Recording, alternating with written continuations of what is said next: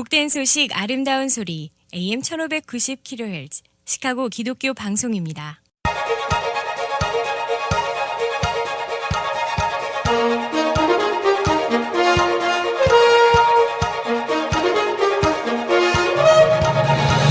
김정일 해설위원의 시사 해설. 세상을 넓게 봅니다. 삶의 지평이 넓어집니다.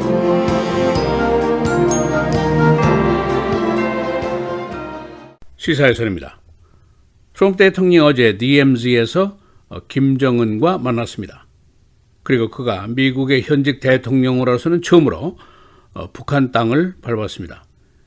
이 일을 놓고 한쪽에서는 역사적인 일이다, 북한 비핵화에 대한 중요한 진전이었었다라고 의미를 부여하고 있습니다. 그러나 또 다른 쪽에서는 아무 현실적인 진전이 없는 텔레비전 쇼의 연출이었다, 이런 의견도 제기가 됐습니다. 그런가 하면은 민주당의 대선 후보들은 입을 모아서 트럼프가 국가 안보를 놓고 드라마를 연출한다는 식의 비난을 계속했습니다. 어제 53분 동안의 양자 회담에서 합의된 사항이 있는데, 첫째, 비핵화 회담을 재개한다, 그리고 실무 협상팀을 구성한다, 이런 것들이었습니다. 그런데 일부 보수 언론 쪽의 북한 전문가들이 새로운 현상을 보도하고 있습니다. 즉, 미국의 대북한 비핵화 전략이 변화하고 있다 하는 이야기입니다. 우선 핵을 동결하는데, 프리즈하는데 더 이상 핵을 개발하지 말라는 조건을 붙이고, 그러나 미국은 현존하는 북한의 핵무기 폐기를 요구하지 않겠다 하는 조건입니다. 또 미사일의 전력도 제한하지 않겠다 하는 것이었습니다. 이런 방식이 사실은 암묵적인 핵 보유국 인정이 아닌가, 그런 의문이 제기되고 있습니다. 그래서 오늘은 어제 있었던 트럼프와 김정은과의 DMZ 회담의 내용은 어떤 것인지, 그리고 보수 진보 측의 반응은 어떤 것인지, 또 북한 전문가들의 의문 제기 내용은 어떤 것인지 정리해 보겠습니다. 뉴욕타임스는 오늘 분석 기사에서 미국이 북한이 제의한 Nuclear Freeze, 핵 동결에 동의할지도 모른다 라는 기사를 보도하고 있습니다. 이 기사는 데이비드 생어 그리고 마이클 크롤리 등 안보 전문 기자들의 분석 기사로 나와 있습니다. 그 내용을 요약하면은 북한이 핵 동결을 제안했는데 그 핵심은 새로운 추가 핵 개발을 하지 않겠다. 둘째, 그러나 현존하고 있는 핵무기는 파기하지 않겠다, 이런 겁니다. 북한이 현재 보유하고 있는 핵무기가 한 20개에서 60개 정도로 다양한 평가가 있습니다. 그리고 북한이 이미 보유하고 있는 미사일 전력에 대한 제한도 하지 않겠다, 그런 조건입니다. 이 기사는 이런 제안은 결국 북한을 암묵적으로 핵 보유국으로 인정하는 것이나 다름이 없다 하는 단서를 붙이고 있습니다. 우선 이런 제안은 트럼프가 30개월 전에 한 약속과 거리가 먼 것입니다. 그는 완전한 핵 폐기를 주장했었습니다. 또 두 번째로 지금까지의 미국과 국제사회의 북한 핵 동결의 의미는 검증 가능한 재개발이 불가한 완전한 핵 폐기였습니다. 아직도 미국은 공개적으로는 전적인 비핵화를 목표로 하고 있지만, 만일 새로운 의문이 현실화가 된다면 북한 핵의 비핵화 동결은 전혀 새로운 모습을 하게 될 것이다 하는 기사입니다. 이미 약 25년 전에 시카고 대학의 국제문제연구소가 3일 동안 대대적으로 북한 핵 문제에 대한 세미나를 개최한 적이 있습니다. 그때도 이 문제가 거론이 됐었습니다. 당시에 미국 내 내노라 하는 북한 전문가들이 모두 모여서 장시간 토론을 했는데, 당시에는 북한의 붕괴설부터 시작을 해서 핵 보유국 인정까지 다양한 의견들이 제시됐었습니다. 그 당시에도 대세는 북한이 핵을 결코 포기하지 않을 것이다, 결국 파키스탄, 인디아, 이스라엘의 시나리오로 가게 될 것이다, 그런 이론들이 벌써 나왔었습니다. 과거에도 빌 클린턴 시대 1994년도에도 벌써 이런 시도가 있었습니다. 그러나 이 당시에는 상대가 김정일이었었고 북한의 핵실험이 성공이 되기 전이었습니다. 그래서 지금 트럼프의 접근 방식이 이런 것이 사실이라면 과연 그가 실질적으로 비핵화에 열중을 하고 있는 것이냐 또는 투표인들에게 피스메이커로서의 인성을 각인시키려는 것이냐 그런 의문이 제기된다는 지적이었습니다. 트럼프 대통령의 주장은 자신이 집권한 이후에 미국이 훨씬 더 안전해졌다. We are a lot safer today 라는 주장입니다.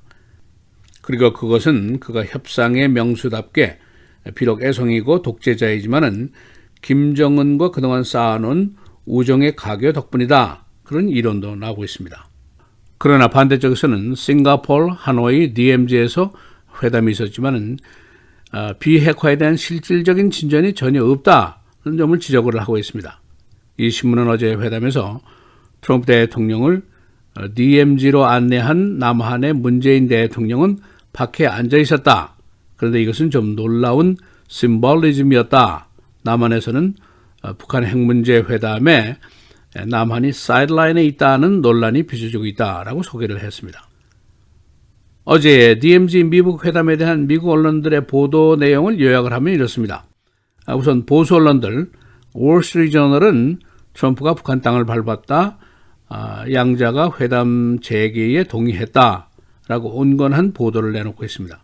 그러나 팍스 뉴스는 트럼프가 회담장을 완전히 장악했다. DMZ에서 김정은은 숨을 헐떡거렸고 트럼프는 우뚝 솟아올랐다라고 보도를 하고 있습니다.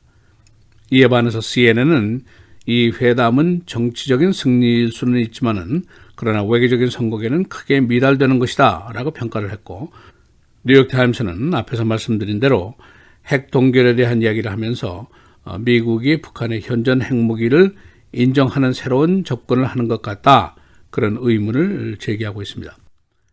민주당 대선 후보들의 반응입니다. 엘리자베스 워런 상원의원, 미국의 영향력을 탕진하면서 독재자와 연설을 교환하고 있는 것이 아니냐 그런 비난하고 있습니다. 그런가 하면 조 바이든 부통령은 미국의 국가 안보를 내세워서 독재자를 키우는 일을 하고 있다라고 비난했습니다. 한국의 일부 보수계 신문들은 일본의 아사히 신문을 인용해서 트럼프와 김정은이 이미 6월에 친서를 교환하면서 DMZ 회담 논의를 했을 가능성이 있다라고 보도를 하고 있습니다. 이것이 깜짝 회담이 아닐 수 있다라는 보도입니다. 어제 회담은 하노이 회담이 결렬된 지 4개월 만에 다시 재개된 것입니다. 트럼프 대통령은 일본 내에 있으면서 호텔에서 트윗을 했는데 만나서 악수나 하고 say hello, 안부나 서로 묻자 이런 내용의 트윗을 했었습니다. 시사해설 김정일입니다.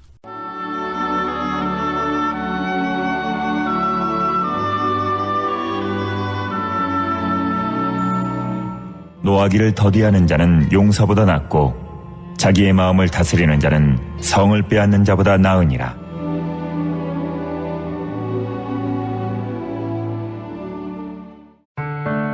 미디어를 통한 세계 선교를 꿈꾸는 KCBS. 이제는 라디오가 없어도 KCBS 시카고 기독교 방송을 실시간으로 청취할 수 있습니다. KCBS 시카고 기독교 방송에서는 쉽고 간편한 라디오 청취 서비스를 제공합니다. 스마트폰 애플리케이션 서비스 안내 앱스토어에서 KCBS를 검색해 시카고 다운타운 그림의 KCBS 아이콘을 무료로 다운받아 설치하시면 스마트폰으로 실시간 KCBS 생방송 청취가 가능합니다. 정규 방송 시간 후에는 CBS 기독교 방송이 실시간 방송됩니다. 또한 시카고 기독교 방송 웹사이트 kcbs1590.org에서 생방송 듣기 메뉴를 통해 KCBS 라디오를 실시간으로 청취할 수 있습니다. 김정일 해설위원의 시사해설 방송도 스마트폰 KCBS 앱을 통해 매일 청취가 가능합니다. KCBS 앱의 왼쪽 상단에 위치한 메뉴에서 J킴 뉴스를 클릭하시면 다시 듣기 서비스가 가능합니다. 또한 페이스북이나 유튜브에서도 김정일 해설위원의 시사해설 진행 방송 청취가 가능합니다. KCBS 실시간 청취 서비스에 관한 자세한 사항은 시카고 기독교 방송 전화 847-583-영원구원 583-영원구원번으로 문의하시기 바랍니다.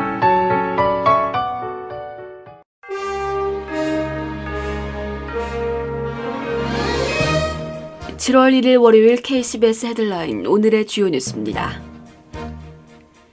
오늘 중국 반환 22주년을 맞은 홍콩에서 범죄인 인도법안이 촉발한 강경 시위가 다시 재현된 가운데 수만 명이 연례 시내 행진 시위를 시작했습니다. 홍콩 정부 당국은 반환 기념식을 오늘 오전 9시 해안의 컨벤션 센터 실내에서 캐릴람 행정장관이 참석한 가운데 가졌습니다. 100명 정도의 소수 시위대는 이곳에서 멀지 않은 입법원 건물에 접근해 경찰과 대치했습니다. 홍콩 정부 기관이 모여있는 입법원에서 이 같은 준폭력적 소동이 벌어지는 동안 연례행진 시위 참여를 위해 수만 명의 시민들이 서북부 빅토리아 공원에 모였고 오후 5시부터 행진에 들어갔습니다. 트럼프 대통령이 어제 지난 1박 2일 방한 일정의 주요 장면을 담은 동영상을 트위터에 공개했습니다.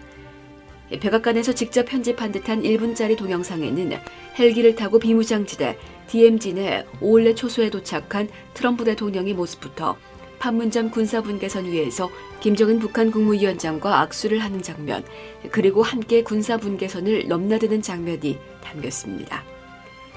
트럼프 대통령은 이어 지난 3일 동안 정말 놀라운 일들이 일어났다. 모든 것, 적어도 대부분은 미국의 이익이 된다며 많은 것을 성취했다고 밝혔습니다. 텍사스주 댈러스 부근에서 어제 소형 항공기 한 대가 이륙 직후 추락해 탑승자 10명이 숨졌습니다. 연방항공청은 이 소형기가 비행정을 이륙한 직후에 지상에 있는 한 경납고 위로 추락했으며 기체는 모두 불에 탔다고 대변인을 통해 발표했습니다. 국립교통안전국과 연방항공청은 현장에 조사관들을 파견해 사고 원인 조사에 착수했습니다.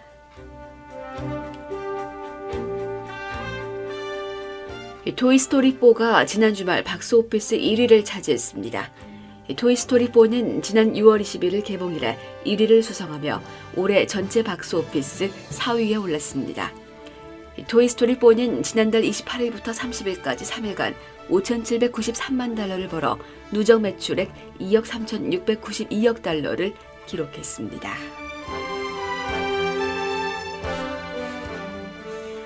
오늘부터 가솔린 가격이 크게 오릅니다. 일리노이주의 가솔린 텍스가 갤론당 19센트가 인상되기 때문입니다. 쿡카운티는 따로 3센트, 그리고 컬러 카운티는 8센트를 더 올립니다. 주 당국은 이로 인해 들어오는 세수 250억 달러를 교통시설 개수에 사용합니다.